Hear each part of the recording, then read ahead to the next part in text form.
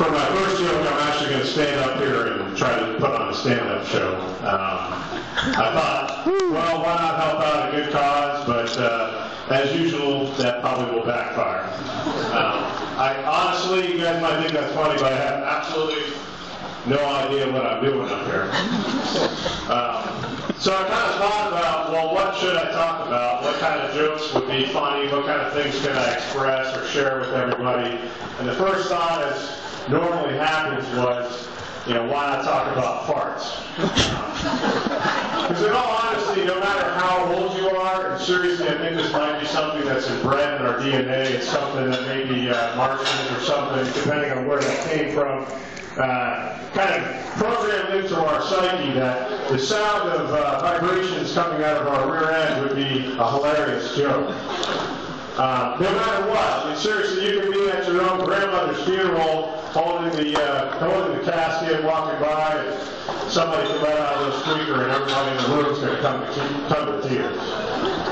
I know with my kids, they tend to laugh at things like that, but then again, they laugh at a lot of different things as well. And they certainly don't mind making a fool of me, just like I'm making a fool of myself right now. In fact, when I came home from work today, I was talking to my daughter about her day, asked her how her school went. By the way, she's in kindergarten. And one of the things that they asked her to do today was write a little story about her family. So she told me what she expressed. I asked her, would you talk about your brothers? And she said, no, I didn't write anything about them. I said, well, did you write anything about the dog or your mom or anything? She said, well, I said that the dog farts, actually often, which is true. I mean, the dog will walk up the stairs and literally let out a farting sound out of her butt that you can hear from a couple feet away, which was funny. And then, of course, she said, Mom cleans. I said, well, what did you say about that? And she looked at me and she said, well, I said Dad, when he goes to the bathroom, takes a long time. I said, well, what did your teacher say? She said, well, she laughed at me. And I said, no, seriously, what did you say when she laughed at you? And she said, well, I told her that my dad works hard, he sleeps a lot. And you said, I sleep a lot. She said, yeah. Well, Mom tells me all the time you don't really do anything around the house. I said, well, do you agree with that? She said, well, yeah, I kind of agree with that. I mean, Mom is up, she's working hard, she's cleaning the house, and you're just kind of hanging out. I said, well, what about other times I'm trying to do things? So this made me realize my kids honestly scheme against me all the time. That's kind of the nature of the beast. I mean, they don't really appreciate what you do as a parent, but we'll say they do, right? And then, you try real hard to do everything you can for your kids. You have no idea what you're doing when they're born. I mean, certainly I have no idea what I'm doing right now, and I had no idea what I was doing when my first child was born, second child, and God forbid, third child. So now I have 3 kids who look up to me, and I have to direct them on how to live their lives, which, if I'm any indication of what not to do, maybe that's the direction I can share with them. But anytime, one time I was working on my basement, actually, and finishing the basement. I was putting up walls and whatnot. My wife decided, as normally is the case, that she would go out shopping with her mother. So that left me at home trying to put up frames, trying to put up the walls and everything in the house, and 3 kids. Well, I figured, okay, they'll be fine. I'll put the TV on, maybe put on the Xbox, let them hang out, let them play around. That should be fine, right? So I went downstairs. I figured I'd check on them every 5 minutes. I came up at one point. They said, hey, Dad, we're hungry. I said, okay. What would you like? And of course, they said candy, because kids will always want candy. But being a good dad, I figured, hey, you know what? Why don't we go with these goldfish crackers? Right? I figured there's no harm in a goldfish cracker, right? So I gave goldfish crackers, went back downstairs, put in some wood, putting up walls. About 15, 20 minutes later, I went back upstairs, checked on them, they were hanging out, they were fine. So I went back downstairs. A little bit of time goes by, and my nephew, who was out shopping with my wife, comes downstairs and says, Uncle Ben, Noah's upstairs throwing up. How the heck is that possible?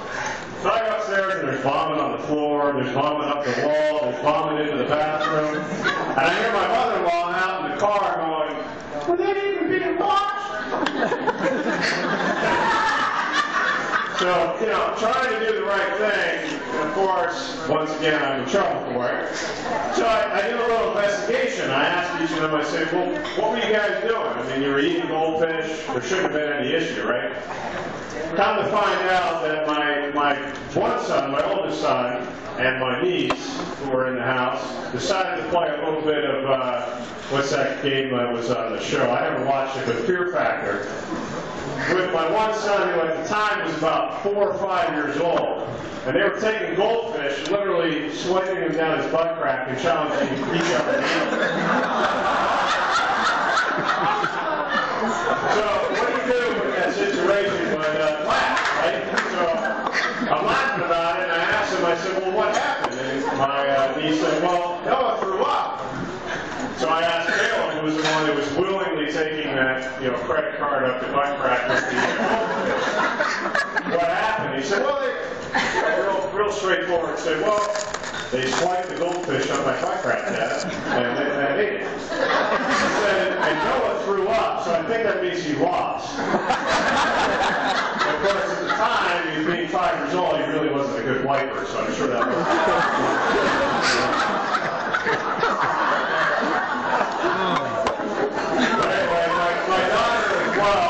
Being kind of the one who rules the roost in the house, Tony's at the almost 7-minute mark. She gets frustrated with her brothers quite often, which her dad does get frustrated as well, and certainly so does my wife.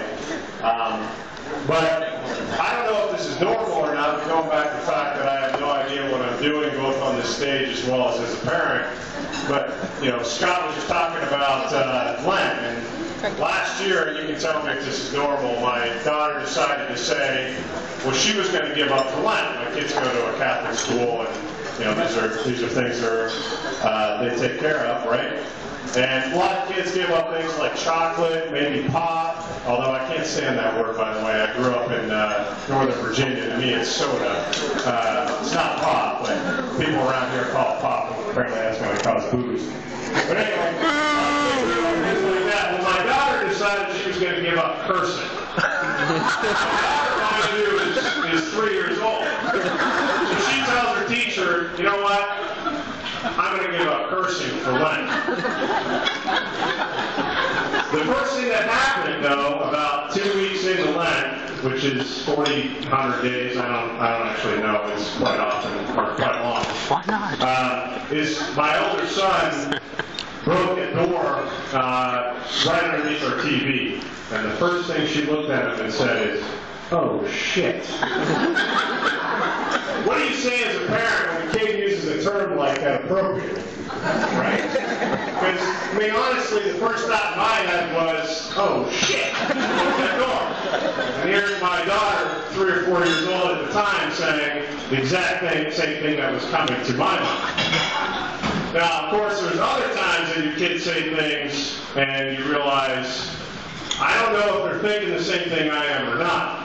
Like, for example, on the other day, my kids decided they were going to play a little rock band, which is a good time, right? And my son Caleb was the same one who was willingly taking the goldfish credit card. Decided that if we're going to play rock band, we're going to be rock stars. So what did he do? He ripped off his shirt, he put on a headband, and threw on a scarf. Well, the scarf was hanging down in front of him, and he walked over to his older brother Noah, who's 10 right now, and said, No, the cow. Thinking. Looked at him and I said, what are you talking about? Milk the cow. I said, Caleb, what does that mean? He looked at me and he goes, milk the cow. What do you do as a parent when a kid says something like that? Do you ask him again? So I asked him again. I said, Caleb, what does that mean? He looked at me and he goes, Dad, it means milk the cow. So sometimes I guess they're innocent, sometimes they're not. Anyway, I'm done. Thank you very much. Thanks for supporting us.